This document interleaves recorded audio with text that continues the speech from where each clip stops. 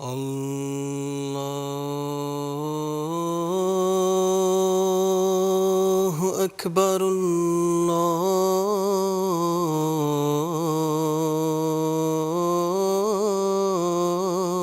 الله أكبر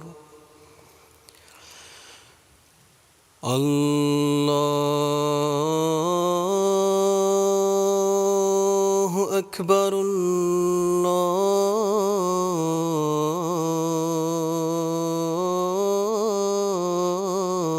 الله أكبر أشهد أن لا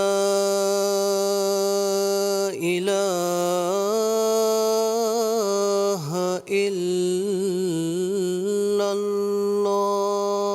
الله أشهد أن لا إله إلا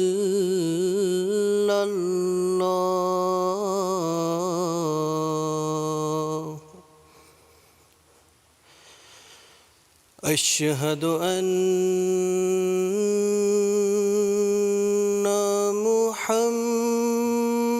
محمدًا رسول الله أشهد أن محمدًا رسول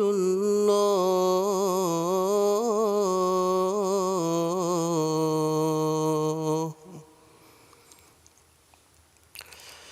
حي على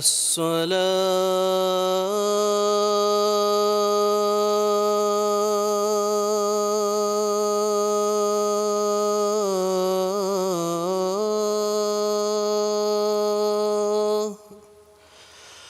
حي على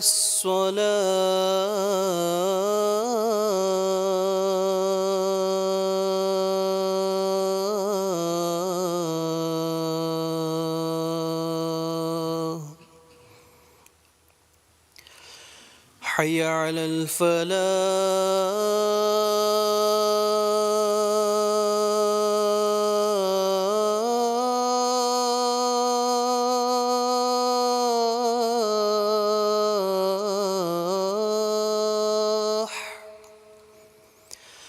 حي على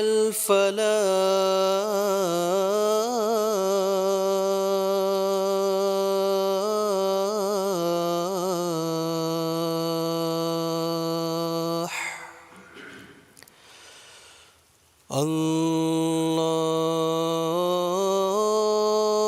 الله أكبر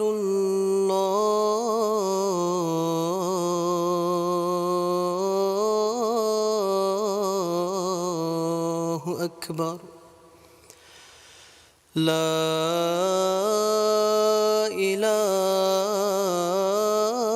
إله إلا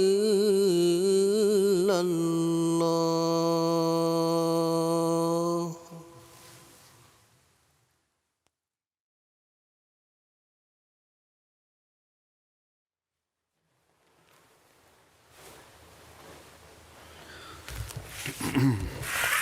السلام علیکم ورحمۃ اللہ.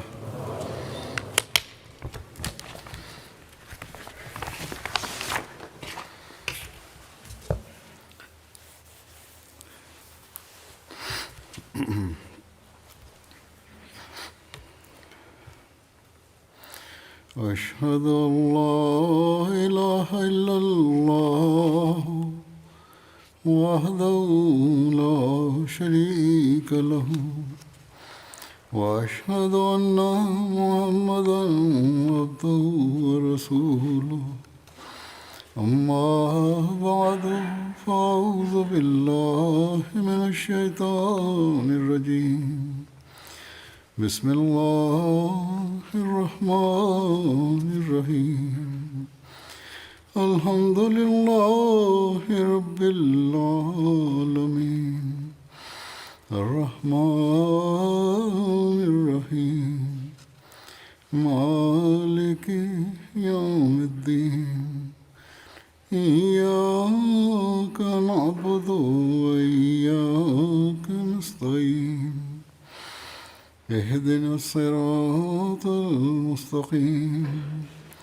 صراط الذين أنعمت عليهم غير المغضوب عليهم ولا الضالين.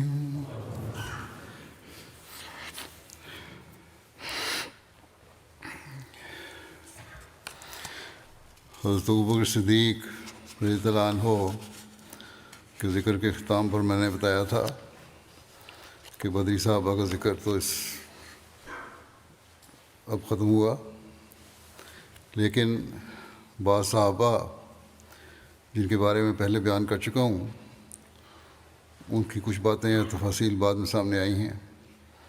جنہیں یا تو میں کسی وقت بیان کروں گا یا جب اس کی اشاعت ہوگی تو اس میں آ جائیں گی۔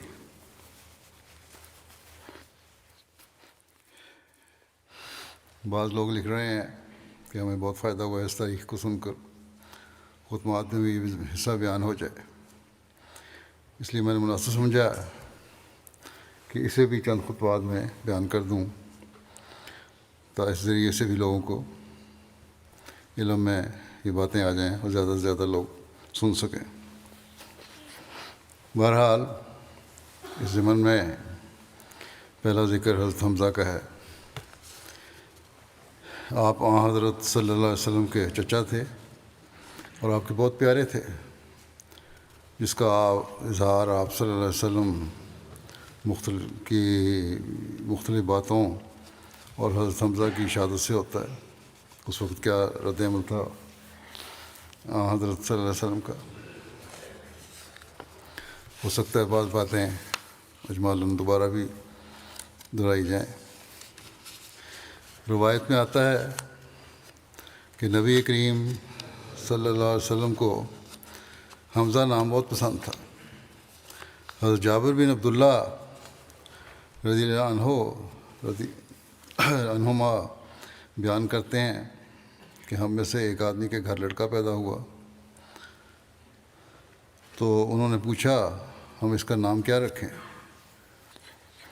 نبی کریم صلی اللہ علیہ وسلم نے فرمایا اس کا نام حمزہ بن عبد المطلب کے نام پر رکھو، جو کہ مجھے سب ناموں سے زیادہ پسندیدہ ہے۔ حضرت حمزہ کی ازواج اور اولاد کے متعلق طبقات الکبریٰ میں لکھا ہے کہ حضرت حمزہ کی ایک شادی ملہ بن مالک جو کہ قبیلہ اوس سے تعلق رکھتے تھے ان کی بیٹی سے ہوئی، جن سے یعلا اور عامر پیدا ہوئے۔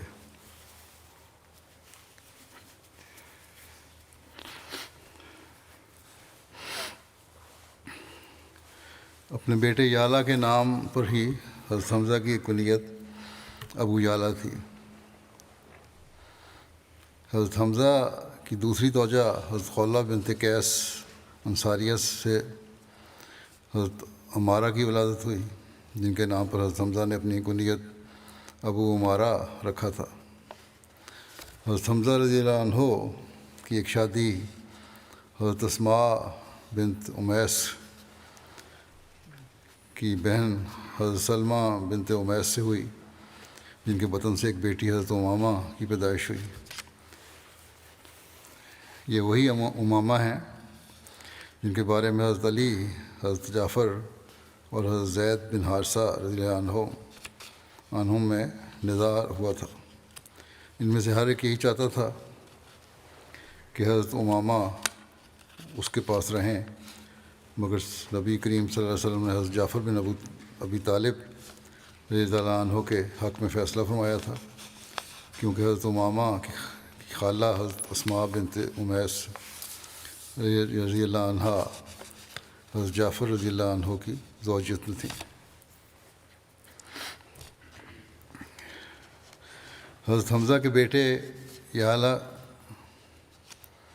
کی اولاد میں عمارہ، فضل، زبیر، عقیل اور محمد تھے، مگر سب فوت ہو گئے، اور حضرت حمزہ کی نہ ہی اولاد زندہ رہی اور نہ ہی نسل چل سکی۔ حضرت حمزہ کی بیٹی امامہ کے متعلق حضرت علی، حضرت جعفر اور حضرت زید بن حارثہ رضی اللہ عنہ کے جس نزاع کا ذکر آیا ہے ابھی،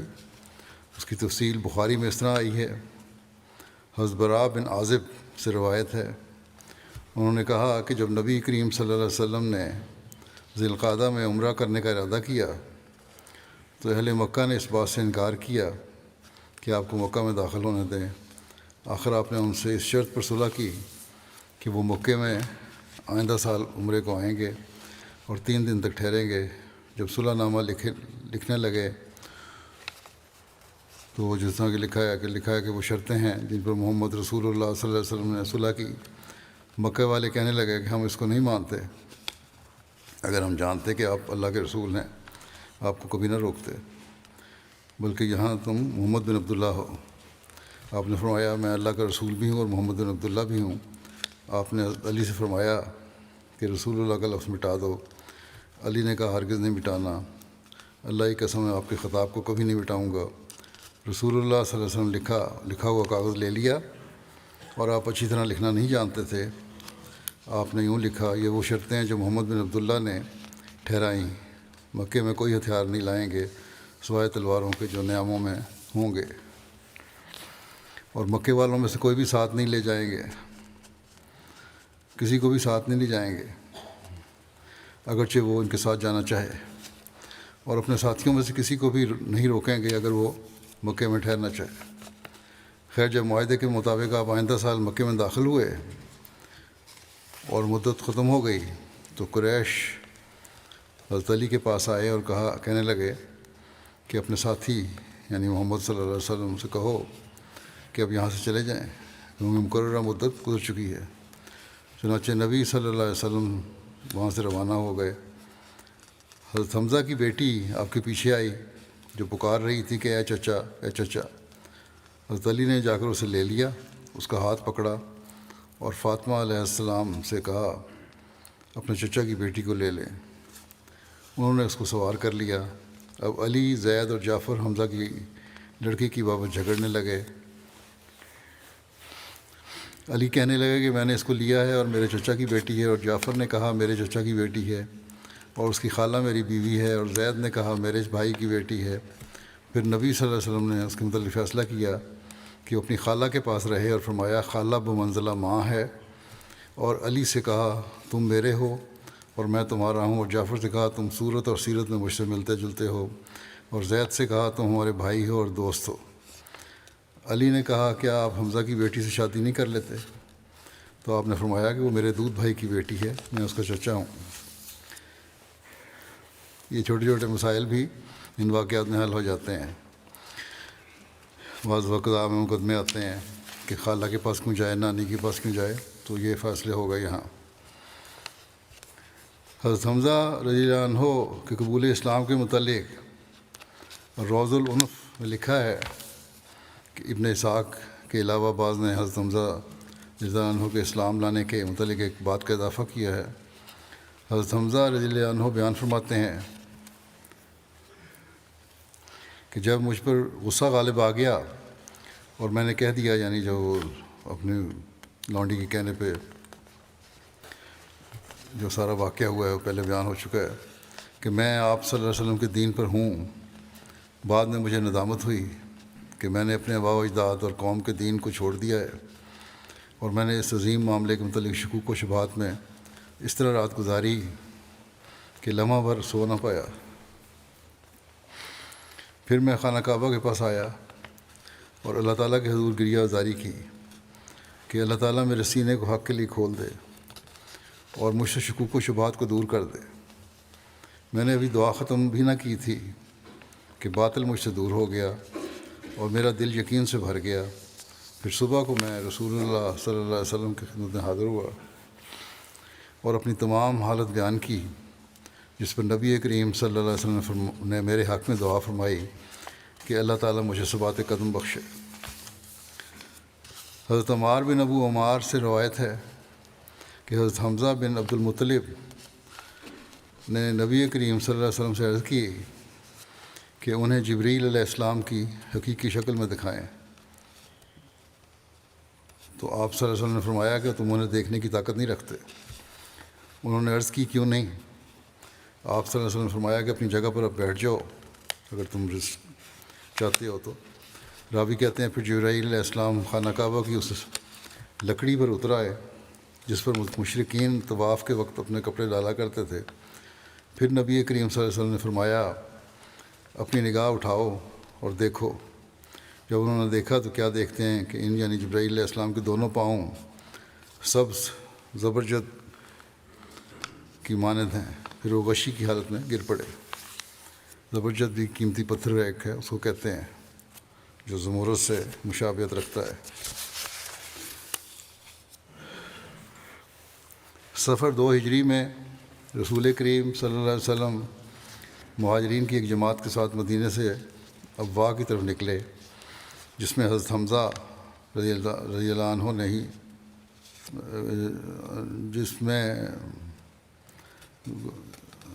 حضرت حمزہ کی کوئی شرکت کی توفیق ملی۔ اس غزوے میں آپ صلی اللہ علیہ وسلم کا جھنڈا حضرت حمزہ رضی اللہ عنہ نے ہی اٹھایا ہوا تھا، جو کہ سفید رنگ کا تھا۔ آپ صلی اللہ علیہ وسلم نے اپنے پیچھے حضرت ابو سعد رضی اللہ عنہ، یا ایک روایت کے مطابق حضرت سعد بن عبادہ رضی اللہ عنہ کو مدینہ کا امیر مقرر فرمایا۔ اس سفر میں لڑائی کی نوبت نہیں آئی اور بنو زمرہ کے ساتھ صلح کا معاہدہ طے پا گیا۔ یہ پہلا غزوہ تھا جس میں رسول کریم صلی اللہ علیہ وسلم نے بنفس نفیس شرکت کی۔ اس غزوے کا دوسرا نام ودان بھی ہے۔ اس بارے میں حضرت مرزا بشیر احمد صاحب نصیر خاتون نبیین میں لکھا ہے کہ جہاد بالسیف کی اجازت ہجرت کے دوسرے سال ماہ سفر میں نازل ہوئی، کیونکہ قریش کے خونی ارادوں اور ان کی خطرناک کارروائیوں کے مقابلے میں مسلمانوں کو محفوظ رکھنے کے لیے فوری کارروائی کی ضرورت تھی۔ اس لیے آپ اسی ماہ میں مہاجرین کی ایک جماعت کو ساتھ لے کر اللہ تعالیٰ کا نام لیتے ہوئے مدینہ سے نکل کھڑے ہوئے۔ روانگی سے قبل آپ صلی اللہ علیہ وسلم نے اپنے پیچھے مدینہ میں سعد بن عبادہ رئیس خزرج کو امیر مقرر فرمایا اور مدینہ سے جنوب مغرب کی طرف مکہ کے راستے پر روانہ ہو گئے اور بالآخر مقام ودان تک پہنچے۔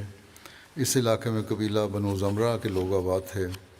یہ قبیلہ بنو کنانہ کے ایک شاخ تھا، اور اس طرح گویا یہ لوگ قریش کے چچا بھائی تھے۔ یہاں پہنچ کر حضرت صلی اللہ علیہ وسلم نے قبیلہ بنو زمرہ کے رئیس کے ساتھ بات چیت کی اور باہم رضامندی سے آپس میں ایک معاہدہ ہو گیا، جس کی شرطیں یہ تھیں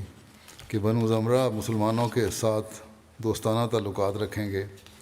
اور مسلمانوں کے خلاف کسی دشمن کی مدد نہیں کریں گے، اور جب حضرت صلی اللہ علیہ وسلم ان کو مسلمانوں کی مدد کے لیے بلائیں گے تو فوراً آ جائیں گے۔ دوسری طرف آپ نے مسلمانوں کی طرف سے یہ عہد کیا کہ مسلمان قبیلہ بنو زمرہ کے ساتھ دوستانہ تعلقات رکھیں گے اور بوقت ضرورت ان کی مدد کریں گے۔ یہ معاہدہ باقاعدہ لکھا گیا اور فریقین کے اس پر دستخط ہوئے، اور 15 دن کی غیر حاضری کے بعد حضرت صلی اللہ علیہ وسلم تشریف لے آئے۔ غزوہ ودان کا دوسرا نام غزوہ ابوا بھی ہے، کیونکہ ودان کے قریب ہی ابوا کی بستی بھی ہے، اور یہ مقام جہاں حضرت صلی اللہ علیہ وسلم کی والدہ ماجدہ کا انتقال ہوا تھا، یہ وہ مقام ہے۔ مورخین لکھتے ہیں کہ حضرت صلی اللہ علیہ وسلم کو اس غزوے میں بنو زمرہ کے ساتھ قریش مکہ کا بھی خیال تھا۔ اس کا مطلب یہی ہے کہ دراصل آپ کی یہ مہم قریش کی خطرناک کارروائیوں کے سد باب کے لیے تھی، اور اس میں زہریلے اور خطرناک اثر کا ازالہ مقصود تھا، جو قریش کے قافلے وغیرہ مسلمانوں کے خلاف قبائل عرب میں پیدا کر رہے تھے، اور جس کی وجہ سے مسلمانوں کی حالت ان ایام میں بہت نازک ہو رہی تھی۔ حضرت حمزہ نے اس غزوے میں جھنڈا اٹھایا ہوا تھا وسلم کا۔ جمادی الاولیٰ 2 ہجری میں پھر قریش مکہ کی طرف سے کوئی خبر پا کر آپ صلی اللہ علیہ وسلم مہاجرین کی ایک جماعت کے ساتھ، جن کی تعداد 150 یا 200 بیان ہوئی ہے، مدینہ سے عشیرہ کی طرف نکلے اور اپنے پیچھے اپنے رضائی بھائی ابو سلمہ بن عبد الاسد کو امیر مقرر فرمایا۔ اس غزوے میں بھی نبی کریم صلی اللہ علیہ وسلم کا سفید رنگ کا جھنڈا حضرت حمزہ رضی اللہ عنہ نے اٹھایا ہوا تھا۔ اس غزوے میں آپ کئی چکر کاٹتے ہوئے بالآخر ساحل سمندر کے قریب جنبو کے پاس مقام عشیرہ پہنچے، اور گو قریش کے ساتھ مقابلہ نہیں ہوا، مگر اس میں آپ نے قبیلہ بنو مدلج کے ساتھ انہی شرائط پر بنو زمرہ کے ساتھ تھیں ایک معاہدہ طے فرمایا اور پھر واپس تشریف لے آئے۔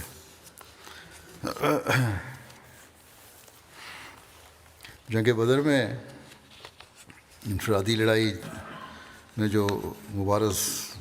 طلبی کا ذکر ہے، یہ پہلے بیان ہو چکا ہے مختلف حدیثوں کے حوالے سے۔ حضرت مرزا بشیر احمد صاحب نے اس کی تفصیل اس طرح لکھی ہے کہ جب فوجیں بالکل ایک دوسرے کے سامنے تھیں، مگر قدرت الہی کا عجیب تماشا ہے کہ اس وقت لشکروں کے کھڑے ہونے کی ترتیب ایسی تھی کہ اسلامی لشکر قریش کو اصلی تعداد سے زیادہ بلکہ 2 گنا نظر آتا تھا، جس کی وجہ سے کفار مرعوب ہو جاتے تھے، اور دوسری طرف قریش کا لشکر مسلمانوں کو ان کی اصل تعداد سے کم نظر آتا تھا، جس کے نتیجے میں مسلمانوں کے دل بڑے ہوئے تھے۔ قریش کی یہ کوشش تھی کہ کسی طرح اسلامی لشکر کی تعداد کا صحیح پتہ لگ جاوے تو وہ چھوٹے ہوئے دلوں کو سہارا دے سکے۔ اس کے لیے رؤساء قریش نے عمیرہ بن وہب کو بھیجا کہ اسلامی لشکر کے چاروں طرف گھوڑا دوڑاؤ اور دیکھو کہ ان کی تعداد کتنی ہے، آیا ان کے پیچھے کوئی کمک تو مخفی نہیں ہے۔ چنانچہ عمیر نے گھوڑے پر سوار ہو کر مسلمانوں کا ایک چکر کاٹا، مگر اسے مسلمانوں کی شکل و صورت سے ایسا جلال اور عزم اور موت سے ایسی بے پرواہی نظر آئی کہ وہ سخت مرعوب ہو کر لوٹا اور قریش سے مخاطب ہو کر کہنے لگا کہ مجھے کوئی مخفی کمک وغیرہ تو نظر نہیں آئی، لیکن اے معاشر قریش، میں نے دیکھا ہے کہ مسلمانوں کے لشکر میں گویا اونٹنیوں کے کجاووں نے اپنے اوپر آدمیوں کو نہیں بلکہ موتوں کو اٹھایا ہوا ہے، اور یثرب کی سانڈنیوں پر گویا ہلاکتیں سوار ہیں۔ قریش نے جب یہ بات سنی تو ان میں ایک بے چینی سی پیدا ہو گئی۔ سراقہ جو ان کا ضامن بن کر آیا تھا، کچھ ایسا مرعوب ہوا کہ الٹے پاؤں بھاگ گیا، اور جب لوگوں نے اسے روکا تو کہنے لگا مجھے جو کچھ نظر آ رہا ہے وہ تم نہیں دیکھتے۔ حکیم بن حزام نے عمیر کی رائے سنی تو گھبرایا ہوا عتبہ بن ربیعہ کے پاس آیا اور کہنے لگا کہ اے عتبہ، تم محمد صلی اللہ علیہ وسلم سے آخر عمر حضرمی کا بدلہ ہی چاہتے ہو، وہ تمہارا حلیف تھا، کیا ایسا نہیں ہو سکتا کہ تم اس کی طرف سے خون بہا ادا کر دو اور قریش کو لے کر واپس لوٹ جاؤ؟ اس میں ہمیشہ کے لیے تمہاری نیک نامی رہے گی۔ عتبہ جو خود گھبرایا ہوا تھا اور کیا چاہیے تھا، جھٹ بولا کہ ہاں ہاں میں راضی ہوں۔ پھر حکیم کہا کہ حکیم دیکھو تو یہ مسلمان اور ہم آخر آپس میں رشتہ دار ہی تو ہیں، کیا یہ اچھا لگتا ہے کہ بھائی بھائی پر تلوار اٹھائے اور باپ بیٹے پر؟ تم ایسا کرو کہ ابھی ابو الحکم یعنی ابو جہل کے پاس جاؤ اور اس کے ساتھ کی تجویز پیش کرو، اور ادھر عتبہ نے خود اونٹ پر سوار ہو کر اپنی طرف سے لوگوں کو سمجھانا شروع کر دیا کہ رشتہ داروں میں لڑائی ٹھیک نہیں ہے، ہمیں واپس لوٹ جانا چاہیے اور محمد صلی اللہ علیہ وسلم کو اس کے حال پر چھوڑ دینا چاہیے کہ وہ دوسرے قبائل عرب کے ساتھ نبٹتا رہے، جو نتیجہ ہوگا دیکھا جائے گا، اور پھر تم دیکھو گے کہ ان مسلمانوں کے ساتھ لڑنا بھی کوئی آسان کام نہیں ہے، کیونکہ خواہ تم مجھے بزدل کہو، حالانکہ میں بزدل نہیں ہوں، مجھے تو یہ لوگ موت کے خریدار نظر آتے ہیں۔ حضرت صلی اللہ علیہ وسلم نے دور سے عتبہ کو دیکھا تو فرمایا اگر لشکر کفار میں سے کسی میں شرافت ہے تو اس سرخ اونٹ کے سوار میں ہے، اور اگر یہ لوگ اس کی بات مان لیں تو ان کے لیے اچھا ہو۔ لیکن جب حکیم بن حزام ابو جہل کے پاس آیا اور اس سے یہ تجویز بیان کی تو وہ فرعون امت بھلا ایسا باتوں میں کب آنے والا تھا، چھوٹتے ہی بولا کہ اچھا اب عتبہ کو اپنے سامنے اپنے رشتہ دار نظر آنے لگے ہیں۔ اور پھر اس نے عمر حضرمی کے بھائی عامر حضرمی کو بلا کر کہا کہ تم نے سنا کہ تمہارا حلیف عتبہ کیا کہتا ہے، اور وہ بھی اس وقت جب کہ تمہارے بھائی کا بدلہ گویا ہاتھ میں آیا ہوا ہے۔ عامر کی آنکھوں میں خون اتر آیا اور اس نے عرب کے قدیم دستور کے مطابق اپنے کپڑے پھاڑ کر اور ننگا ہو کر چلانا شروع کیا کہ ہائے افسوس میرا بھائی بغیر انتقام کے رہا جاتا ہے، ہائے افسوس میرا بھائی بغیر انتقام کے رہا جاتا ہے۔ اس صحرائی آواز نے لشکر قریش کے سینوں میں عداوت کے شعلے بلند کر دیے اور جنگ کی بھٹی اپنے پورے زور سے دیکھنے لگی۔ بہرحال ابو جہل کے تانے نے عتبہ کے تن بدن میں بھی آگ لگا دی۔ اس غصے میں بھرا ہوا وہ اپنے بھائی شیبہ اور اپنے لڑکے ولید کو ساتھ لے کر لشکر کفار سے آگے بڑھا اور عرب کے قدیم دستور کے مطابق انفرادی لڑائی کے لیے مبارز طلبی کی۔ چنانچہ انصار ان کے مقابلے کے لیے آگے بڑھے، مگر حضرت صلی اللہ علیہ وسلم نے ان کو روک دیا اور فرمایا، حمزہ تم اٹھو، علی تم اٹھو، عبیدہ تم اٹھو۔ یہ تینوں حضرت صلی اللہ علیہ وسلم کی نہایت قریبی رشتہ دار تھے، اور آپ چاہتے تھے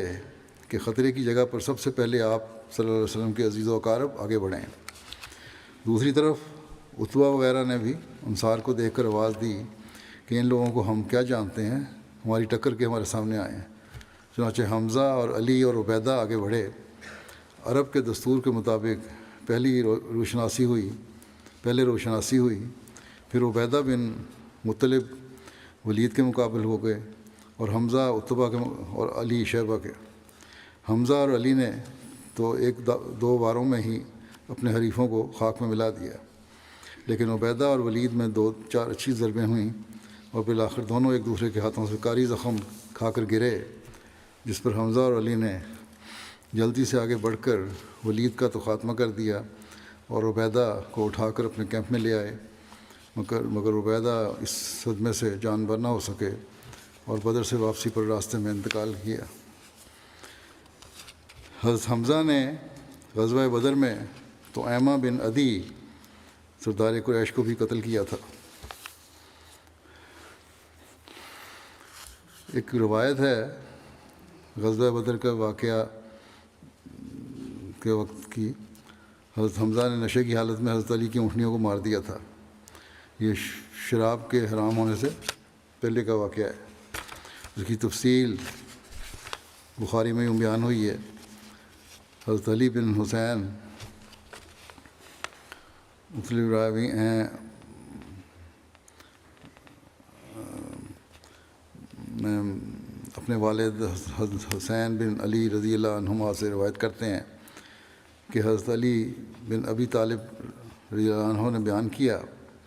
کہ رسول اللہ صلی اللہ علیہ وسلم کے ساتھ بدر کی لڑائی کے موقع پر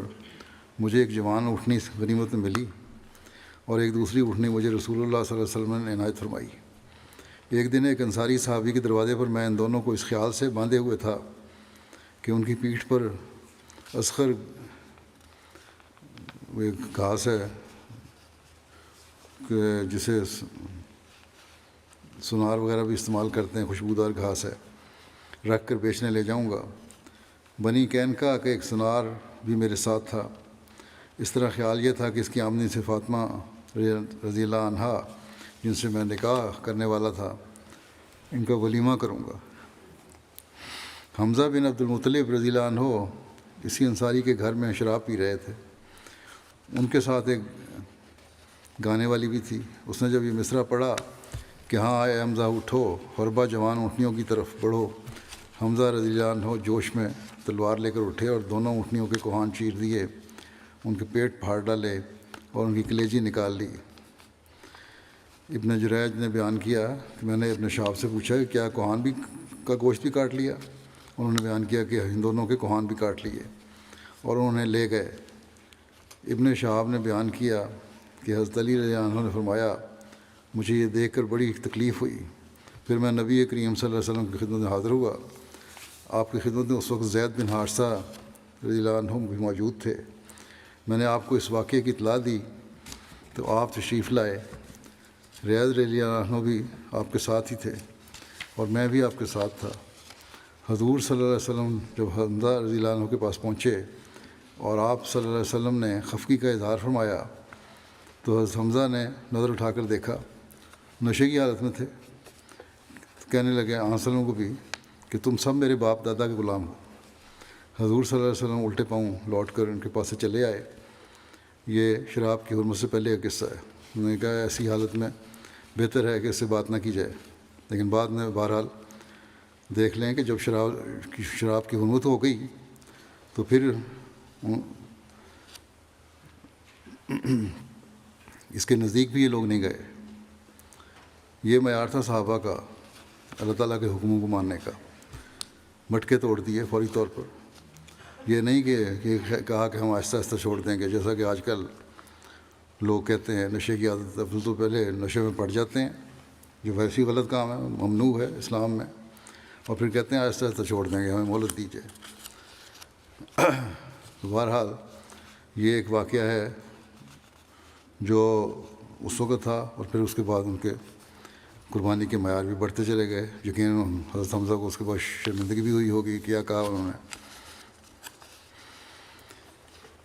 غزوہ بدر کے بعد جب بنو قینقاع کی مہم درپیش تھی تو اس میں بھی حضرت حمزہ رضی اللہ عنہ پیش تھے۔ اس غزوے میں بھی نبی کریم صلی اللہ علیہ وسلم کا جھنڈا حضرت حمزہ رضی اللہ عنہ نے ہی اٹھایا ہوا تھا۔ یہ جھنڈا سفید رنگ کا تھا۔ اس کی تفصیل حضرت مرزا بشیر احمد صاحب نے اس طرح لکھی ہے کہ جس وقت حضرت صلی اللہ علیہ وسلم مکے سے ہجرت کر کے مدینہ میں تشریف لائے، اس وقت مدینہ میں یہود کے 3 قبائل آباد تھے۔ ان کے نام بنو قینقاع، بنو نذیر اور بنو قریظہ تھے۔ حضرت صلی اللہ علیہ وسلم نے مدینہ میں آتے ہی ان قبائل کے ساتھ امن و امان کے معاہدے کر لیے اور آپس میں صلح اور امن کے ساتھ رہنے کی بنیاد ڈالی۔ معاہدے کی روح سے فریقین اس بات کے ذمہ دار تھے کہ مدینہ میں امن و امان قائم رکھیں، اور اگر کوئی بیرونی دشمن مدینہ پر حملہ آور ہو تو سب مل کر اس کا مقابلہ کریں۔ شروع میں تو یہود اس معاہدے کے پابند رہے، اور کم از کم ظاہری طور پر انہوں نے مسلمانوں کے ساتھ کوئی جھگڑا پیدا نہیں کیا، لیکن جب انہوں نے دیکھا کہ مسلمان مدینہ میں زیادہ اقتدار حاصل کرتے جاتے ہیں تو ان کے تیور بدلنا شروع ہوئے، اور انہوں نے مسلمانوں کی اس بڑھتی ہوئی طاقت کو روکنے کا تہیہ کر لیا، اور اس غرض کے لیے انہوں نے ہر قسم کی جائز اور ناجائز تدابیر اختیار کرنی شروع کی، حتیٰ کہ انہوں نے اس بات کی کوشش سے بھی دریغ نہیں کیا کہ مسلمانوں کے اندر پھوٹ پیدا کر کے خانہ جنگی شروع کرا دیں۔ چنانچہ روایت آتی ہے کہ موقع پر قبیلہ اوس اور خزرج کے بہت سے لوگ اکٹھے بیٹھے ہوئے تھے، باہم محبت و اتفاق سے باتیں کر رہے تھے کہ بعض فتنہ پرداز یہودیوں نے اس مجلس میں پہنچ کر جنگ بواس کا تذکرہ شروع کر دیا۔ یہ وہ خطرناک جنگ تھی جو ان 2 قبائل کے درمیان ہجرت سے چند سال قبل ہوئی تھی، اور جس میں اوس اور خزرج کے بہت سے لوگ ایک دوسرے کے ہاتھوں سے مارے گئے تھے۔ اس جنگ کا ذکر آتے ہی بعض جوشیلے لوگوں کے دلوں میں پھر پرانی یادیں تازہ ہو گئیں۔ گزشتہ عداوت کے منظر آنکھوں کے سامنے پھر گئے۔ نتیجہ یہ ہوا کہ باہم نوک جھونک اور تان و تشنیع سے گزر کر نوبت یہاں تک پہنچ گئی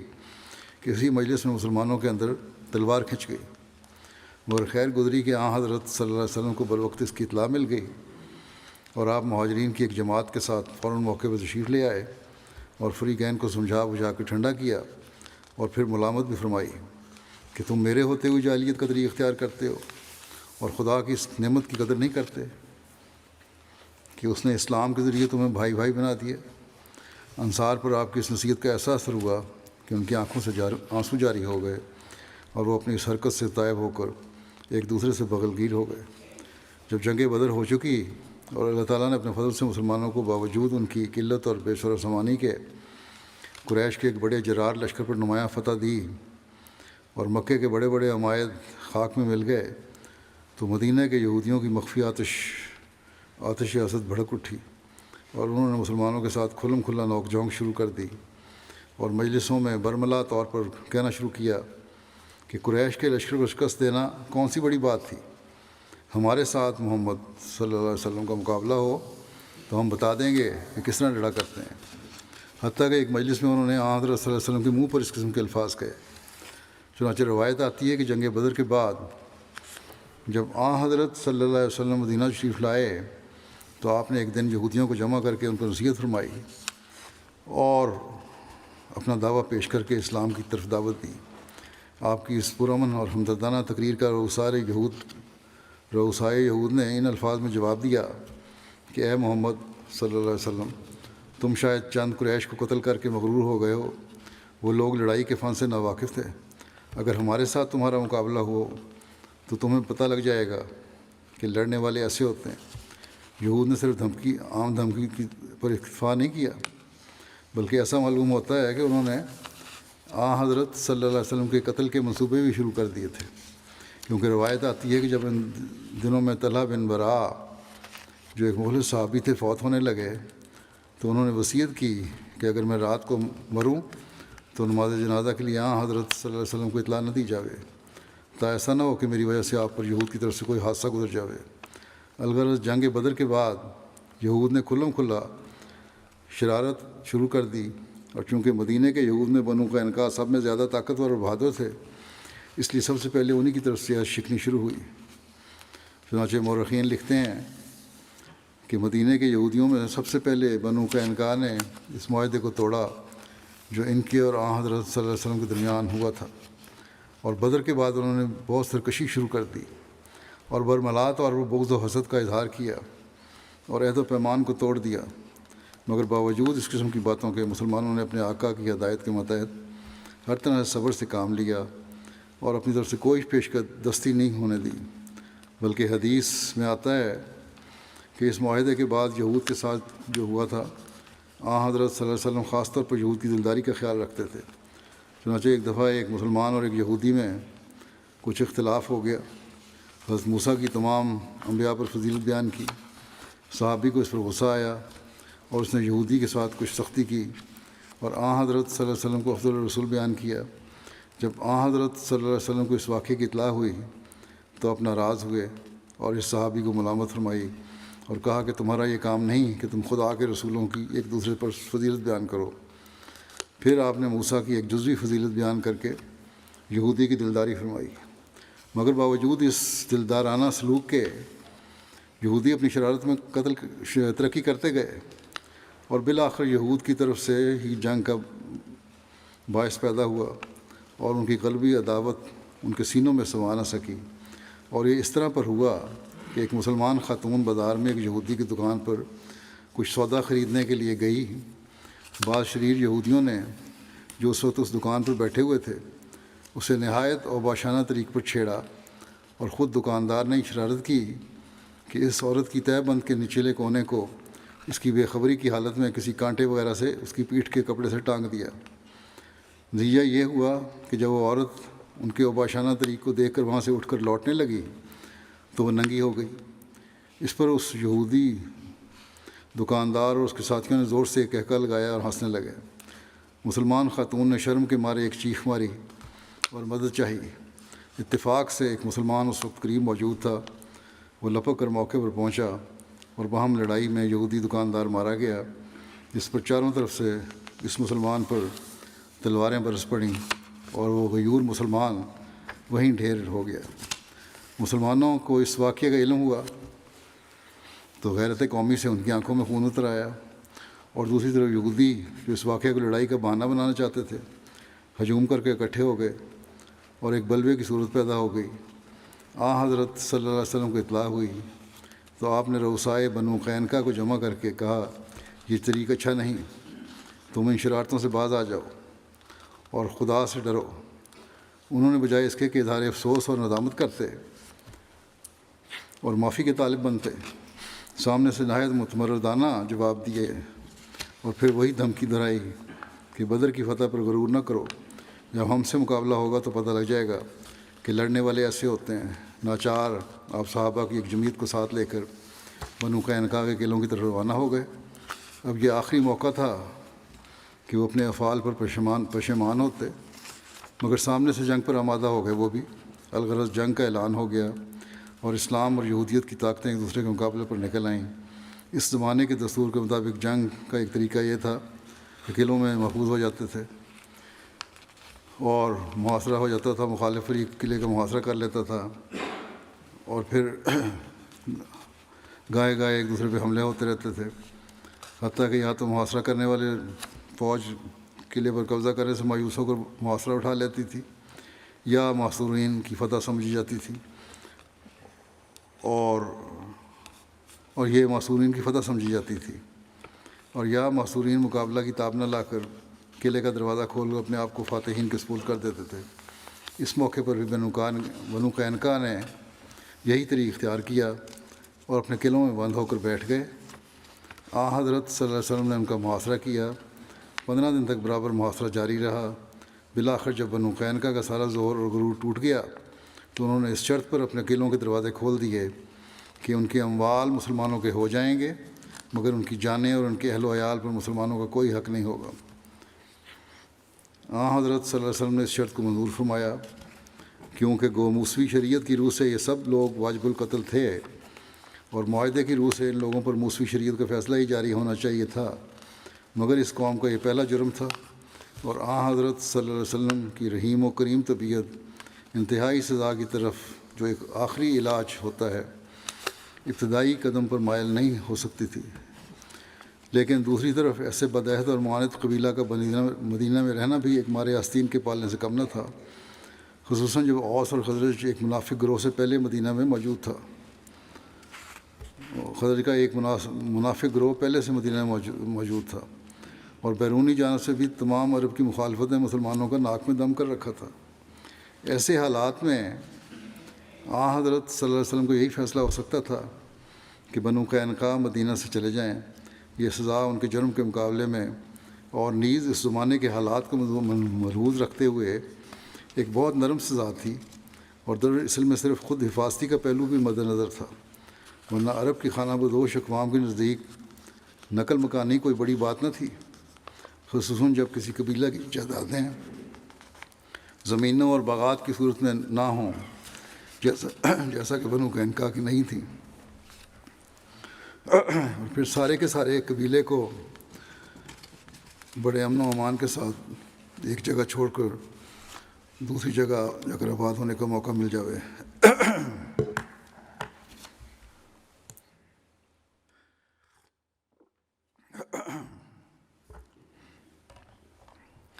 چنانچہ بنو قینقاع بڑے اطمینان کے ساتھ مدینہ چھوڑ کر شام کی طرف چلے گئے۔ ان کی روانگی کے متعلق ضروری اہتمام اور نگرانی وغیرہ کا کام حضرت صلی اللہ علیہ وسلم نے اپنے صحابی عبادہ بن صامت کے سپرد فرمایا تھا، جو ان کے حلفاء میں سے تھے۔ چنانچہ عبادہ بن صامت چند منزل تک بنو قینقاع کے ساتھ گئے اور انہیں حفاظت کے ساتھ آگے روانہ کر کے واپس لوٹ آئے۔ مال غنیمت جو مسلمانوں کے ہاتھ آیا وہ صرف آلات حرب، جنگ کے آلات، سامان اور پیشہ زرگری کے پیشے کے آلات تھے۔ بنو قینقاع کے متعلق بعض روایتوں میں ذکر آتا ہے کہ جب ان لوگوں نے اپنے قلعوں کے دروازے کھول کر اپنے آپ کو حضرت صلی اللہ علیہ وسلم کو سپرد کر دیا تو ان کی بدعہدی اور بغاوت اور شرارتوں کی وجہ سے آپ صلی اللہ علیہ وسلم کا ارادہ ان کے جنگجو مردوں کو قتل کر دینے کا تھا، مگر عبداللہ بن ابی سلول رئیس منافقین کی سفارش پر آپ نے یہ ارادہ ترک کر دیا، لیکن اس بات کی کوئی ثبوت نہیں ہے، روایات کو صحیح نہیں محققین سمجھتے، کیونکہ جب دوسری روایت میں صریحاً مذکور ہے کہ بنو قینقاع نے اس شرط پر دروازے کھولے تھے کہ ان کی اور ان کے اہل و عیال کی جان بخشی کی جائے گی، تو یہ ہرگز نہیں ہو سکتا تھا کہ حضرت صلی اللہ علیہ وسلم اس شرط کو قبول کر لینے کے بعد دوسرا طریقہ اختیار فرماتے اور پھر بھی قتل کرنے کی کوشش فرماتے ہیں، تو اس لیے بالکل غلط بات ہے یہ۔ البتہ بنو قینقاع کی طرف سے جان بخشی کی شرط کا پیش ہونا اس بات کو ظاہر کرتا ہے کہ وہ خود ہی سمجھتے تھے کہ ان کی اصل سزا قتل ہی ہے، مگر وہ حضرت صلی اللہ علیہ وسلم سے رحم کے طالب تھے اور یہ وعدہ لینے کے بعد اپنے قلعے کا دروازہ کھولنا چاہتے تھے کہ ان کے قتل کی سزا نہیں دی جائے گی، لیکن گو حضرت صلی اللہ علیہ وسلم اپنے رحیم النفسی سے انہیں معاف کر دیا تھا، مگر معلوم ہوتا ہے خدا تعالیٰ کی نظر میں یہ لوگ اپنی بدعمالی اور جرائم کی وجہ سے اب دنیا کے پردے پر زندہ چھوڑے جانے کے قابل نہیں تھے۔ چنانچہ روایت میں آتا ہے کہ جس جگہ یہ لوگ جلا وطن ہو کر گئے وہاں انہیں ابھی 1 سال کا عرصہ بھی نہ گزرا تھا کہ ان میں کوئی ایسی بیماری پڑی کہ سارے کا سارا قبیلہ اس کا شکار ہو کر پیوند خاک ہو گیا، ختم ہو گیا۔ غزوہ بنو قینقاع ذوالحجہ 2 ہجری میں ہوا تھا۔ بہرحال حضرت حمزہ اس میں علمبردار تھے۔ حضرت حمزہ کی شہادت کے بارے میں احد میں شہید ہوئے تھے، یہ پہلے بیان ہو چکا ہے۔ اس کی خبر اللہ تعالیٰ نے پہلے ہی یہاں حضرت صلی اللہ علیہ وسلم کو بدریہ رویا دے دی تھی۔ چنانچہ حضرت انس بن مالک رضی اللہ عنہ سے روایت ہے کہ رسول کریم صلی اللہ علیہ وسلم نے رویا میں دیکھا کہ آپ صلی اللہ علیہ وسلم نے فرمایا، میں نے رویا میں دیکھا کہ ایک مینڈے کا پیچھا کر رہا ہوں اور یہ کہ میری تلوار کا کنارہ ٹوٹ گیا ہے۔ تو میں نے یہ تعبیر کی کہ قوم کے مینڈے کو قتل کروں گا، یعنی ان کے سپہ سالار کو، اور تلوار کے کنارے کی تعبیر میں نے یہ کی کہ میرے خاندان کا کوئی آدمی ہے۔ پھر حضرت حمزہ کو شہید کر دیا گیا اور رسول اللہ صلی اللہ علیہ وسلم نے طلحہ کو قتل کیا جو کہ مشرکین کا علم بردار تھا۔ حضرت حمزہ کا مسئلہ کیا گیا تھا، شکل بگاڑی گئی تھی، ناک کان کاٹے گئے تھے، ان کا پیٹ چاک کیا گیا تھا۔ جب نبی کریم صلی اللہ علیہ وسلم نے ان کی حالت دیکھی تو آپ صلی اللہ علیہ وسلم کو شدید رنج ہوا اور فرمایا، اگر اللہ نے مجھے قریش پر کامیابی دی تو میں ان کے 30 آدمیوں کا مسئلہ کروں گا۔ جبکہ ایک روایت میں ہے کہ آپ صلی اللہ علیہ وسلم نے قسم کھا کر فرمایا کہ ان کے 70 آدمیوں کو مسئلہ کروں گا، جس پر یہ آیت نازل ہوئی کہ وَإِنْ عَاقَبْتُمْ فَعَاقِبُوا بِمِثْلِ مَا عُوقِبْتُمْ بِهِ وَلَئِنْ صَبَرْتُمْ لَهُوَ خَيْرٌ لِلصَّابِرِينَ۔ اور اگر تم سزا دو تو اتنی سزا دو جتنی تم پر زیادتی کی گئی ہے تھی، اور اگر تم صبر کرو تو یقیناً صبر کرنے والوں کے ساتھ لیے یہ بہتر ہے۔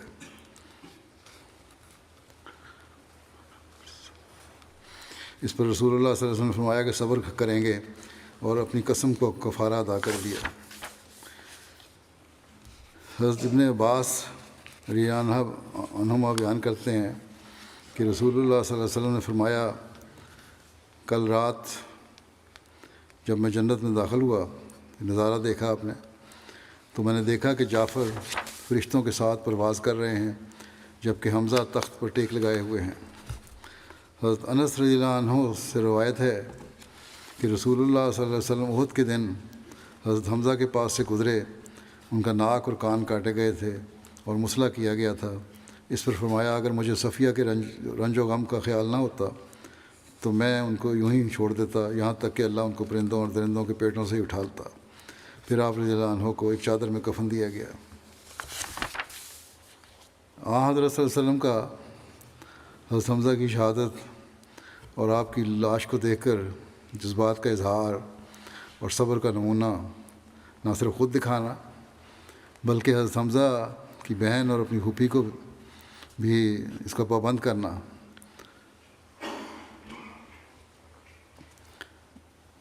جس کا کچھ ذکر پہلے بھی ہو چکا ہے۔ پھر نوح کرنے والی انصاری عورتوں کو نوح کرنے سے روکنے کا واقعہ ہے۔ اس واقعے کو خلیفۃ مسیح رابع نے اپنے خلافت سے پہلے کی ایک جلسہ سالانہ کی تقریر میں بیان فرمایا تھا، وہ بیان کر دیتا ہوں، جس سے حضرت صلی اللہ علیہ وسلم کے اس واقعے سے خلق عظیم کا بھی پتہ لگتا ہے۔ بہرحال یہ مناسب ہے کہ یہاں بیان کیا جائے، پہلے مختصر حدیثوں کے حوالے سے بیان ہو چکا ہے۔ فرماتے ہیں کہ حضور صلی اللہ علیہ وسلم کو حضرت حمزہ سے جو پیار تھا، اس کا اظہار ان الفاظ سے ہوتا ہے جو احد کی شام حضور صلی اللہ علیہ وسلم نے حضرت حمزہ کی ناش پر کھڑے ہو کر فرمائے۔ آپ نے فرمایا، اے حمزہ، مجھے آج جو غصہ ہے اور جو تکلیف تیرے مقتل پر کھڑے ہو کر پہنچی ہے، اللہ آئندہ کبھی مجھے ایسی تکلیف نہ دکھائے گا۔ اس وقت آپ کی پھوپھی حضرت صفیہ حضرت حمزہ کی بہن بھی یہ خبر سن کر وہاں چلی آئیں، تو اس خوف سے کہ کہیں صبر کا دامن ان کے ہاتھ سے نہ چھوٹ جائے، پہلے تو آپ نے انہیں ناش دیکھنے کی اجازت نہ دی، لیکن جب انہوں نے صبر کا وعدہ کیا تو اجازت فرما دی۔ بہرحال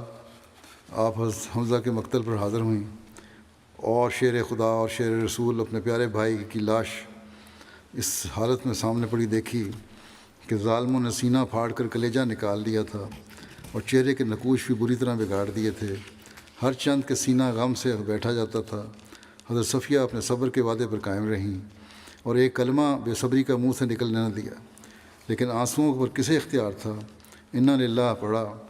اور روتے روتے وہیں بیٹھ گئیں۔ حالت یہ تھی کہ غمزدہ خاموش آنکھوں سے آنسوؤں کی جھڑی لگی ہوئی تھی۔ راوی کہتا ہے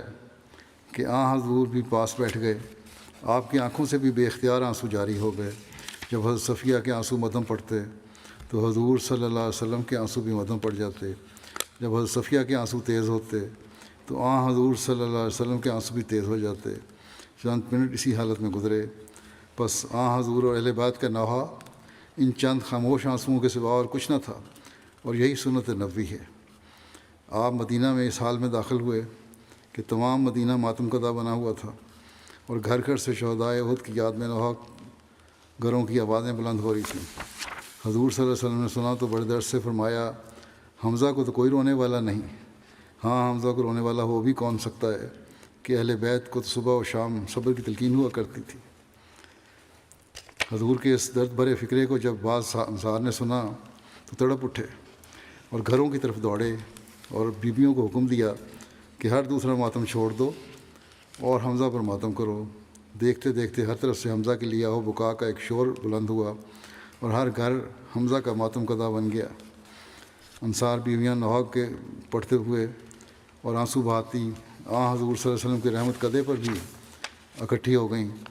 حضور نے شور سن کر باہر دیکھا تو انصار بیویوں کی ایک بھیڑ لگی ہوئی تھی۔ حضور نے ان کی ہمدردی پر ان کو دعا دی اور شکریہ ادا کیا، لیکن ساتھ ہی فرمایا کہ مردوں پر نوحہ کرنا جائز نہیں، بس اس دن سے نوحے کی رسم متروک کر دی گئی۔ حضور صلی اللہ علیہ وسلم کے قدموں پر ہماری جان نثار ہوں۔ کس شان کا معلم اخلاق تھا جو روحانیت کے آسمان سے ہمیں دین سکھانے نازل ہوا۔ کیسا صاحب بصیرت اور زیرک تھا یہ نصیحت کرنے والا جس کی نظر انسانی فطرت کے پاتال تک اتر جاتی تھی۔ اگر اس وقت حضور صلی اللہ علیہ وسلم انصار بیویوں کو نوحہ کرنے سے منع فرما دیتے جب وہ اپنے شہیدوں کا نوحہ کر رہی تھیں تو شاید بعض دلوں پر یہ شاک گزرتا اور یہ صبر ان کے لیے صبر آزما ہو جاتا۔ لیکن دیکھو کیسے حکیمانہ انداز میں آپ نے پہلے ان کے ماتم کا رخ اپنے چچا حمزہ کی طرف پھیرا، پھر جب نوحہ سے منع فرمایا تو گویا اپنے چچا کے نوحہ سے منع فرمایا۔ اللہ کا انتخاب ہے۔ دیکھو اپنی مخلوق کے لیے کس شان کا نصیحت کرنے والا بھیجا اللہ تعالیٰ نے، جو انسانی فطرت کی باریکیوں اور لطافتوں سے خوب آشنا تھا اور اپنے غلاموں کے لطیف جذبات کا کیسا خیال رکھنے والا تھا۔ حضور کی حسین اداؤں پر جب نظر پڑتی ہے تو دل سینے پہ اچھلتا ہے اور فریفتہ ہونے لگتا ہے، اور بے اختیار دل سے یہ بات اٹھتی ہے کہ ہماری جانیں، ہمارے اموال، ہماری اولادیں تیرے قدموں کے نثار۔ اے اللہ کے رسول، تجھ پر لاکھوں درود اور کروڑوں سلام۔ اے وہ کہ جس کے حسن و احسان کا سمندر بے کنارہ تھا اور لافانی تھا۔ اے اللہ کے رسول، تجھ پر لاکھوں درود اور کروڑوں سلام۔ زمین و آسمان کے واحد و یگانہ خدا کی قسم، زمین و آسمان میں اس کی تمام مخلوق میں تو واحد اور یگانہ ہے، تجھ سے کوئی تھا نہ ہے نہ ہوگا۔ تو حمزہ کے ذکر میں حضرت صلی اللہ علیہ وسلم کے اس اسوے کا بھی ذکر ہو گیا۔ یہی یہاں اختتام ہے۔ میں اب چند جو دوسرے جو ہیں ان کا ذکر انشاءاللہ آئندہ کروں گا۔ پرسوں نیا سال بھی انشاءاللہ شروع ہو رہا ہے۔ دعائیں کریں اللہ تعالیٰ نیا سال کو برکات لے کر ان کی ساری برکات سے ہمیں نوازے، جماعت کے لیے بھی ہر لحاظ سے بابرکت ہو، دشمن کے تمام منصوبوں کو اللہ تعالیٰ خاک میں ملا دے، اور دنیا میں پھیلی ہوئی جماعتوں کو اللہ تعالیٰ پہلے سے بڑھ کر اپنے مقصد پیدائش کو پورا کرنے کی توفیق عطا فرمائے۔ اسی طرح دنیا عمومی طور پر دعا کریں دنیا کے لیے، جنگوں سے اللہ تعالیٰ ان کو بچائے، حالات خطرناک سے خطرناک ہوتے جا رہے ہیں اور تباہی منہ کھولے کھڑی ہے، کچھ پتہ نہیں، ہر ایک اپنے مفادات چاہتا ہے۔ اللہ تعالیٰ ہی رحم فرمائے، اور اپنے مظلوم بھائیوں کے لیے بھی بہت دعائیں کریں کہ اللہ تعالیٰ آئندہ سال میں ہر قسم کے ظلم اور تعدی سے جماعت احمدیہ کو محفوظ رکھے۔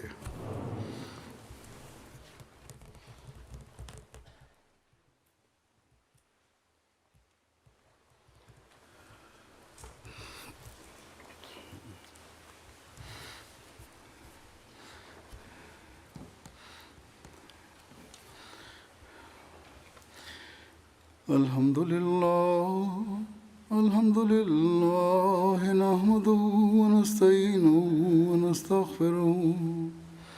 ونؤمن به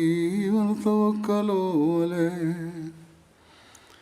ونعوذ بالله من شرور أنفسنا ومن سيئات أعمالنا من يهده الله فلا مضل له ومن يضلل فلا هادي له ونشهد أن لا إله إلا الله